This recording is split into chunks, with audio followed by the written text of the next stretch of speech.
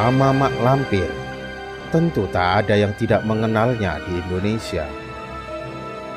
Tawanya yang terkekeh mengandung aura mistis akrab di telinga sejak era 80-an. Melalui sandiwara radio Misteri Gunung Merapi.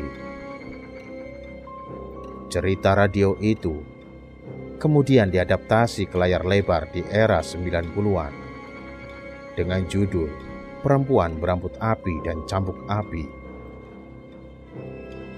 Kepopulerannya di layar lebar pun kemudian diteruskan melalui sinetron di era 2000-an dengan judul serupa.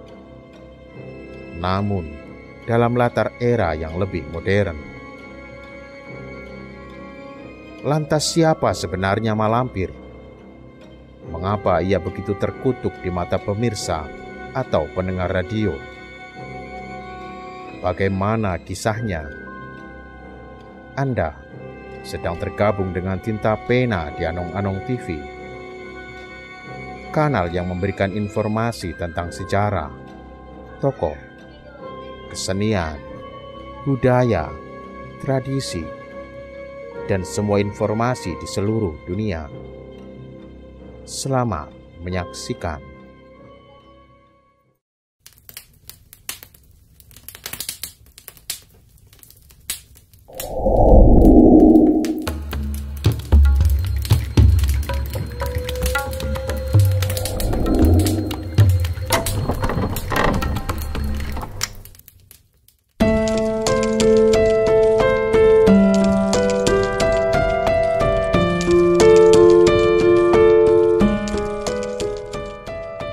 Mak Lampir konon merupakan seorang putri dari kerajaan kuno, yaitu Kerajaan Champa atau Ciemtang.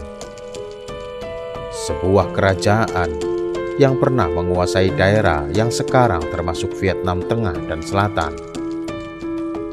Kerajaan ini diperkirakan ada pada abad ke-7 hingga tahun 1832.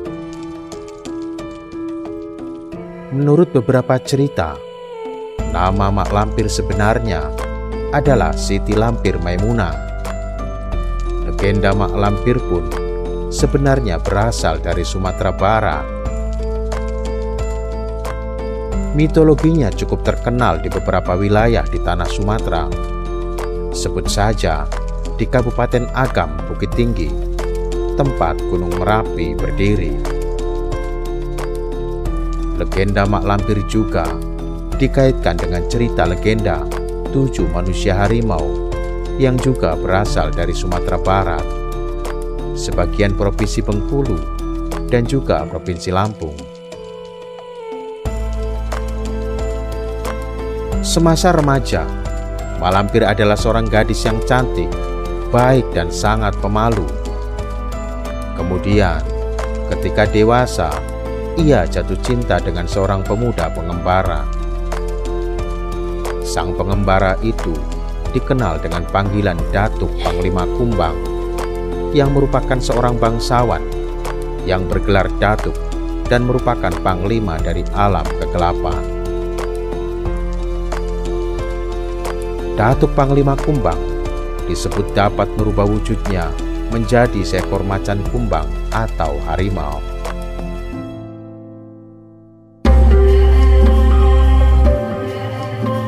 Cinta Mak Lampir pun tak bertepuk sebelah tangan, karena nyatanya sang datuk pun menyukai Mak Lampir. Sayang, sejoli itu pun harus menerima kenyataan jika hubungan keduanya tak mendapat restu, karena pihak kerajaan Champa mengetahui sang datuk berasal dari kaum Siliman, begitupun sebaliknya. Sakit hati dengan kedua orang tuanya, Mak Lampir kemudian memutuskan untuk pergi, melarikan diri dari rumahnya. Dia kemudian menyepi di kaki Gunung Merapi. Ia pun bertapa agar bisa masuk ke alam siluman dan menemukan pujaan hatinya. Namun sayang, upayanya tidak juga membuahkan hasil. Di dalam pertapaannya itu, kemudian mak lampir bertemu dengan seorang petapa lain yang akhirnya menjadi gurunya dan membuatnya jadi wanita yang sangat sakti. Guru mak lampir itu bernama Nenek Serintil, yang dikatakan cukup sakti mandraguna dari aliran hitam anggrek jingga.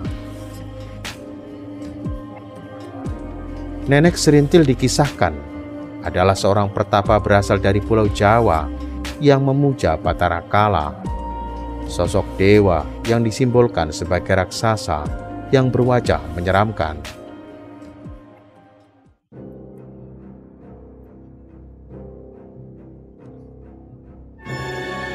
Karena telah memiliki kesaktian, akhirnya mak lampir kembali mencoba sang pujaan hati melalui penjelajahan ke alam siluman. Hingga pada suatu hari, mak lampir mendapat kabar bahwa sang datuk tewas dalam sebuah pertempuran. Hancur sudah hati mak lampir mendengar sang pujaan hati meninggalkannya. Namun dengan kesaktiannya, Nenek Serintil membekali mak lampir dengan sebuah ilmu yang mampu membangkitkan kaum siluman yang telah mati. Hanya saja, kecantikan mak lampir harus menjadi tumbalnya. Mak lampir pun akhirnya melakukan syarat itu dan berhasil membangkitkan Datuk Panglima Kumbang. Hanya saja, kini parasnya tak lagi ayu, namun berubah menjadi buruk rupa dan menyeramkan. Meski dengan wujud buruk rupa dan menyeramkan, mak lampir berharap Datuk Panglima Kumbang tetap mencintainya dan menerimanya dengan tulus.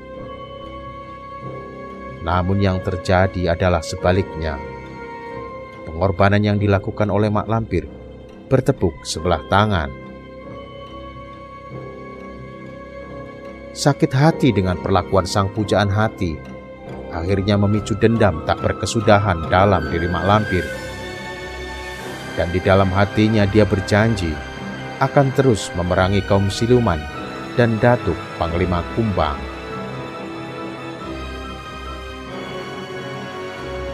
Untuk terus memerangi kaum siluman, mak lampir pun menggalang kekuatan dengan para jin penguasa Gunung Merapi di Jawa. Selain untuk menggalang kekuatan dengan bangsa jin, tujuan pindahnya mak lampir ke Pulau Jawa adalah untuk membuat ilmu yang dimilikinya menjadi semakin sempurna. Gunung Merapi di Pulau Jawa ia jadikan persemayaman dan mendirikan sebuah kerajaan gaib. Mitosnya, karena hal tersebut, mak lampir kemudian bisa hidup hingga ratusan tahun dan tak bisa mati akan mengganggu umat manusia, terutama pasangan sejoli.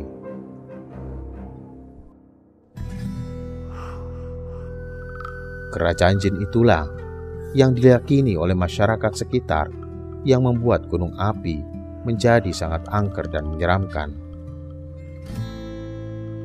Hingga akhirnya, kisah mak lampir akhirnya menjadi salah satu mitos paling legendaris di Indonesia. Terlepas dari benar tidaknya cerita, namun nyatanya kultur dan budaya Indonesia hingga kini masih kental dengan kepercayaan gaib. Demikian kisah singkat tentang mak lampir, penguasa Gunung Merapi. Sampai jumpa di edisi selanjutnya. Salam Madulura.